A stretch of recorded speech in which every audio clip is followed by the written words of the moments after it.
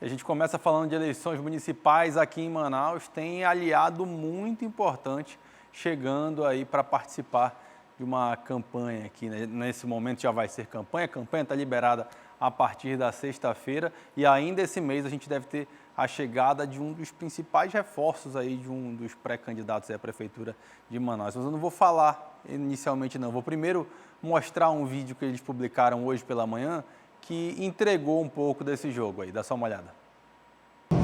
Olá, amigos de Manaus, brevemente, se Deus quiser, estarei visitando novamente a cidade para conversarmos aí sim sobre o futuro do município e dessa dupla aqui que está ao meu lado, ok? É isso aí, Manaus. Deus, Pátria, Família e Liberdade está chegando, hein? Tamo junto. Tá aí, a gente está falando da campanha, né, do capitão Alberto Neto, a Prefeitura de Manaus, ao lado do ex-presidente da República, Jair Bolsonaro. E depois que ele publicou esse vídeo, aí ficou essa especulação sobre quando aconteceria essa visita. Acabei, né, vou dar o crédito para quem tem a informação em primeira mão, vi nas redes sociais da Rosiane Carvalho, jornalista aqui de Manaus, que faz uma cobertura política muito intensa, né, de todo esse bastidor, e fui, obviamente, checar depois com o capitão Alberto Neto, e ele confirmou que está previsto para o final desse mês aí a vinda, né, a primeira participação política do ex-presidente Jair Bolsonaro na campanha dele de fato, né? A gente sabe que desde o primeiro momento Bolsonaro foi o grande avalizador aí dessa campanha, né? O grande nome que bancou a candidatura de Alberto Neto, mesmo em meio às tentativas ali do governador Wilson Lima de retirar essa candidatura do PL, Bolsonaro bancou, esteve ali ao lado de Alberto Neto em todos os momentos e nesse encontro que eles tiveram hoje, ele confirmou que virá a Manaus e tem algumas pendências somente aí a serem definidas para a questão de data exatamente, mas ele deve vir até o final desse mês aqui, então a gente deve ter ainda no mês de agosto, nessa largada de campanha, vamos dizer assim, porque a gente vai ter setembro todo e depois o comecinho de agosto ali de campanha, então ele vem no momento inicial, quem sabe deixando uma brecha para voltar depois, acho difícil que ele consiga encaixar duas vindas a Manaus, mas a gente sabe da relação muito próxima que Bolsonaro tem com o seu eleitorado de Manaus e não é algo que eu descartaria caso, de repente, o capitão Alberto Neto chegue ali no final de setembro com chances reais de ir para o segundo turno nessa eleição que está bastante disputada, né? Então, a gente tem um candidato de Bolsonaro, tem um candidato de Lula, que é Marcelo Ramos, que ainda não sinalizou quando deve acontecer a vinda do presidente da República, mas tem aí quase uma definição já de data, falta só pequenos acertos, segundo o capitão Alberto Neto, amanhã a gente deve ter essa novidade aí para divulgar. Agora um reforço muito importante, né, Adriane, para quem está vendo uma candidatura adversária como a de Roberto Cidade, querendo, de repente, marcar um certo território ali na direita com a chegada de Coronel Menezes à chapa, com algumas declarações que vão nesse sentido. Esse anúncio aí vem a calhar para a campanha de Alberto Neto. Não é à toa que ele está super feliz, né? Tá feliz no vídeo, né? Muito animado ali no vídeo. E essa visita, ela é diferente da primeira, principalmente porque a primeira teve todo aquele contexto, o ex-presidente adoeceu, precisou ficar internado, não falou com a imprensa, estava se sentindo mal durante o evento, fez um esforço para estar ali. E também um cenário em que houve as alfinetadas do Coronel Menezes, de que se quiser público, fala com o meu grupo, que a gente consegue. Então vai haver um esforço maior do grupo político do capitão Alberto Neto para que haja público, né? Vai ser uma questão de honra ali, levar muita gente, muitos apoiadores.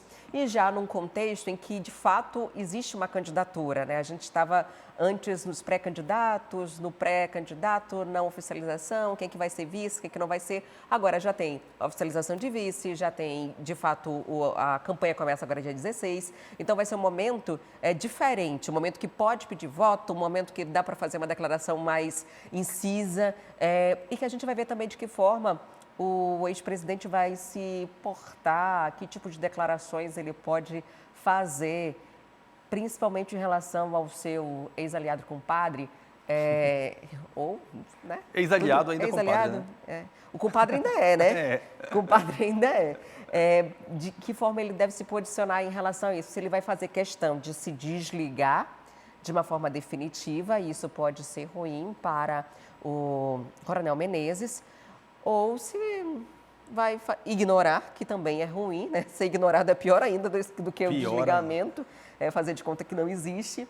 A gente vai ver de que forma o ex-presidente pode influenciar ou não esse pleito aqui em Manaus. Nunca vi Bolsonaro pisar em ovos, até deveria em alguns momentos, mas nunca vi pisar em ovos. Eu não vejo nessa campanha tão acirrada ele vindo a Manaus para pisar. Perder tempo, né? Pois é, então eu acho que certamente vai ser, pode até ignorar, mas que vai ter discurso forte assim. Amanhã, quem sabe, a gente tem a confirmação aí da data e vai trazer aqui para vocês numa Crítica Notícia. Agora eu quero trazer uma informação de um ranking que foi divulgado nesse fim de semana, né? Um ranking que a Atlas, que é um instituto que trabalha com ciência de dados, Atlas Intel, que trabalha com ciência de dados no mundo inteiro, faz aí todos os anos aqui no Brasil um ranking de governadores, né? Como está a aprovação dos governadores e como está a avaliação, né, desses mesmos governadores em relação ao seu eleitorado. E olha, a notícia não é muito animadora para quem está aqui, para o governador do Amazonas, Wilson Lima, porque quando a gente fala em aprovação, ele está simplesmente em último lugar. Isso quem está falando é o ranking da Atlas Intel divulgado nesse fim de semana e que foi notícia em todos os principais jornais e sites, né, do Brasil. Wilson Lima aqui na 27ª posição, sendo desaprovado por 69%, né, de todos aqueles que foram ouvidos nessa pesquisa.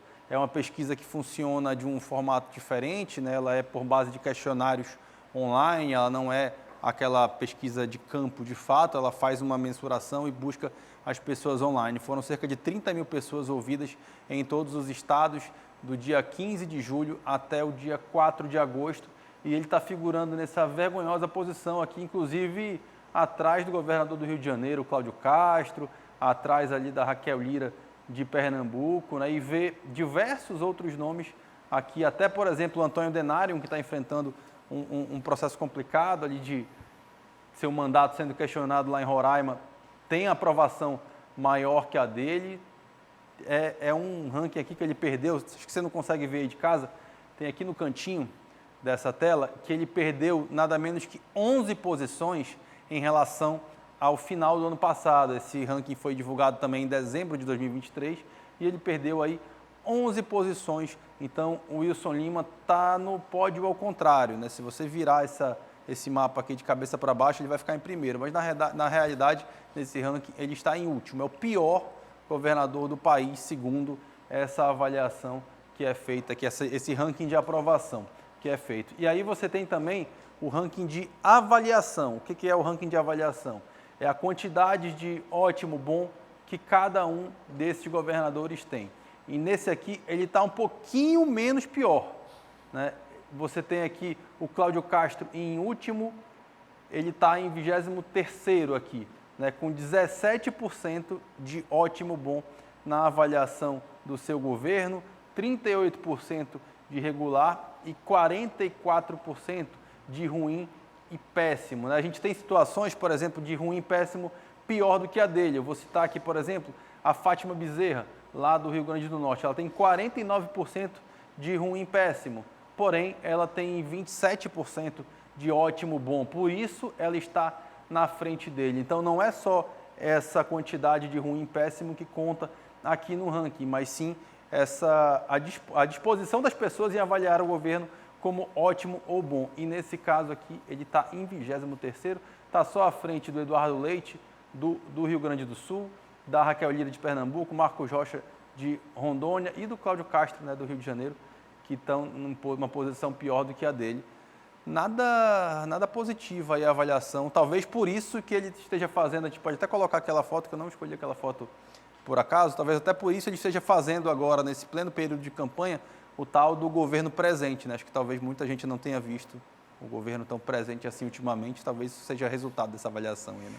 E olha, eu sabia que a situação não estava muito boa, né? Mas também não sabia que estava tão ruim, né? Quando vai fazer a avaliação de aprovação e ele fica em último lugar nessa posição. No primeiro mandato a gente tinha a situação da pandemia e tudo mais, mas ainda foi reeleito e com a grande maioria dos votos bateu o recorde dele próprio Porém, que é comum acontecer no segundo mandato, em que o governador ele já não pode mais se reeleger, é de dar uma desacelerada, né? Dar uma desacelerada, focar em outras coisas, tirar férias em momentos caóticos. E aí o que acontece? Há essa aprovação, ou no caso rejeição, das pessoas, mas daqui a um ano ele volta. Já, de repente, fica de fato presente. É uma possibilidade. Agora, é por isso que a gente está falando tanto dessa importância para ele dos municípios do interior.